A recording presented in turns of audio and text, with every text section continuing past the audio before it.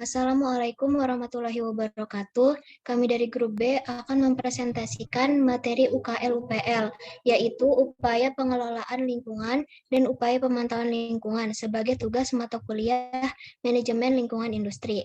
Kami terdiri dari 9 orang anggota dan dapat dilihat di layar. Langsung ke bagian awal, penyampaian materi oleh Muhammad Willy Hadianusi. Kepada Willy, dipersilahkan. Baik, terima kasih moderator. Akan saya mulai presentasinya dari bab 1, pendahuluan. A. Latar belakang. Seiring bertambahnya jumlah penduduk di dunia, masalah lingkungan menjadi suatu hal yang tidak boleh diabaikan. Jika terjadi kesalahan dalam penanganannya, maka dampaknya akan sangatlah besar.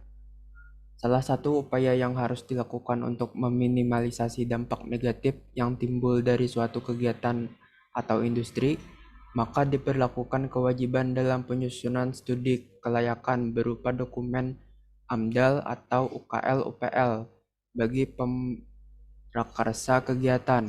Melalui kewajiban tersebut diharapkan dapat mendorong kesadaran pihak pengusaha untuk mengkaji perencanaan pembangunan proyek yang lebih ramah lingkungan. Bisa di next. Selanjutnya B. Rumusan masalah. Apakah pengertian dan seberapa pentingnya UKL-UPL? 2. Bagaimana prosedur atau mekanisme pembuatan UKL-UPL? 3. Siapa pembuat atau penyusun UKL-UPL? 4. Bagaimana contoh penerapan UKL-UPL? C. Tujuan makalah. 1. Untuk mengetahui apa itu UKL-UPL. 2. Untuk mengetahui bagaimana mekanisme pembuatan UKL-UPL. 3. Untuk mengetahui pentingnya UKL-UPL. 4. Untuk mengetahui efektivitas implementasi UKL-UPL. Untuk materi selanjutnya bisa disampaikan oleh Marsha.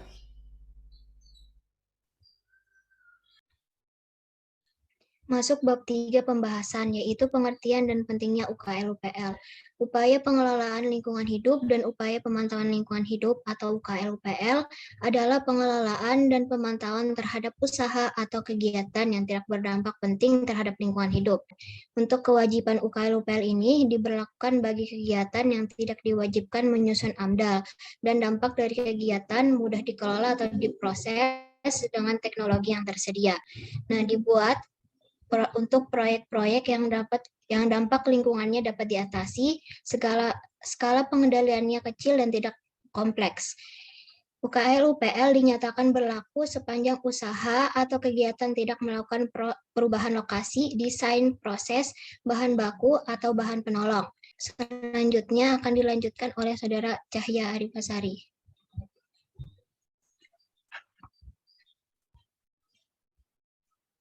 Tujuan pengelolaan lingkungan antara lain: 1. Mempertahankan daya dukung lingkungan di sekitar lokasi kegiatan.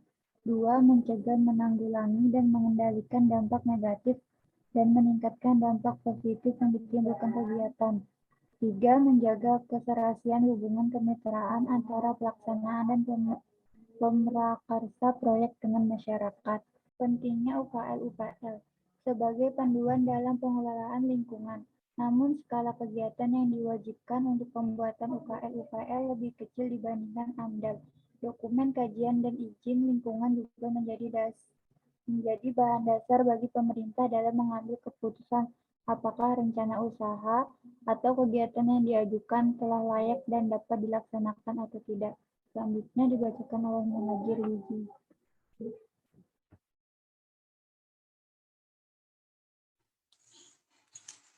Selanjutnya, prosedur atau mekanisme pembuatan UKL-UPL.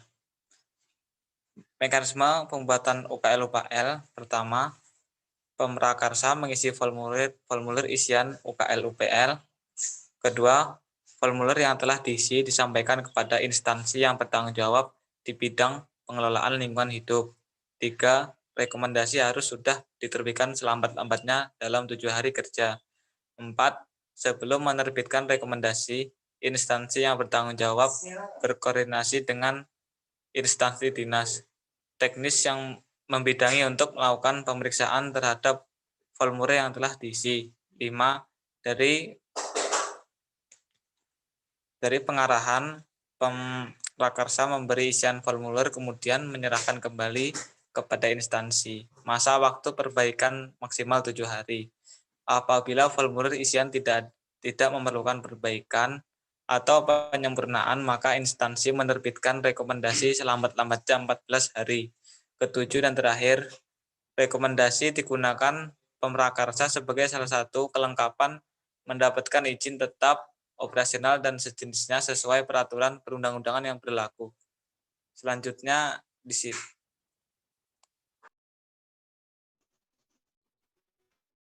Selanjutnya adalah siapa yang membuat UKL-UPL. UKL-UPL disarankan dapat disusun oleh konsultan perorangan atau badan hukum yang memiliki serta kompetisi di bidang lingkungan atau pemerkarsa. Sedangkan yang menetapkan usaha atau kegiatan wajib UKL-UPL pada dasarnya adalah oleh pejabat yang berwenang di bidang perizinan usaha atau kegiatan yang dimaksud. Di era otonomi daerah sekarang ini, maka seharusnya para bupati atau wali kota segera mengambil inisiatif untuk mengatur penyusunan UKL dan UPL di daerah termasuk penetapan daftar usaha atau kegiatan wajib UKL dan UPL. Selanjutnya akan dijelaskan oleh Ferdi Rahmatullah.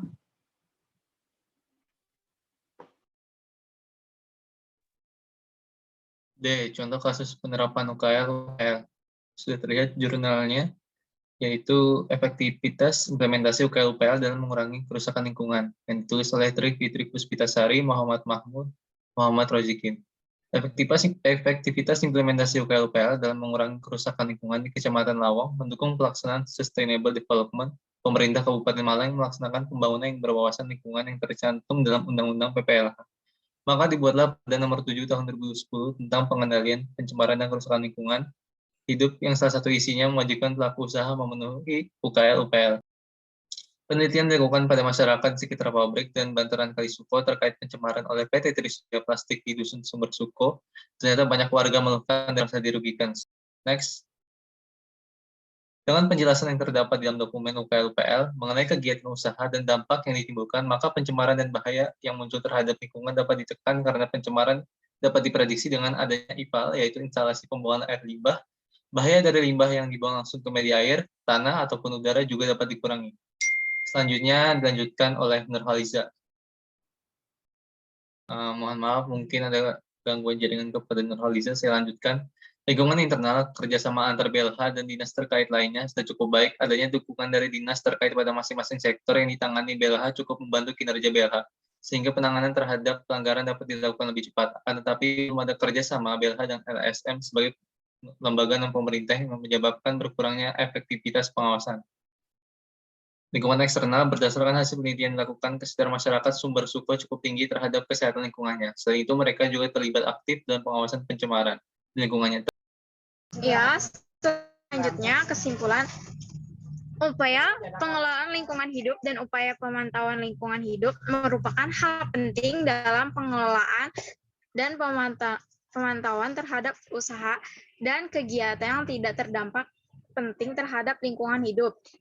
Kedua, UKL-UPL disarankan disusun oleh konsultan perorangan atau badan hukum yang memiliki sertifikat kompetensi di bidang lingkungan atau pemakrasa dengan proses pengisian formulir dan disampaikan kepada instansi yang bertanggung jawab.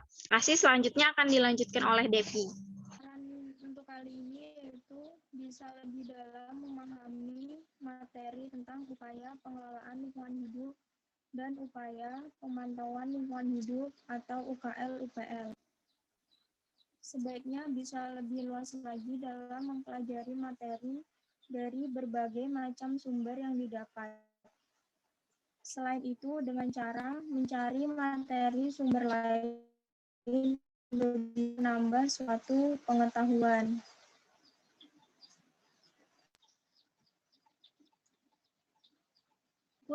Adalah daftar pustaka sebagai sumber literatur isi dari materi yang kami sampaikan. Itu dia penyampaian materi dari kelompok kami. Kurangnya mohon dimaafkan. Semoga dapat bermanfaat. Sekian, terima kasih. Wassalamualaikum warahmatullahi wabarakatuh.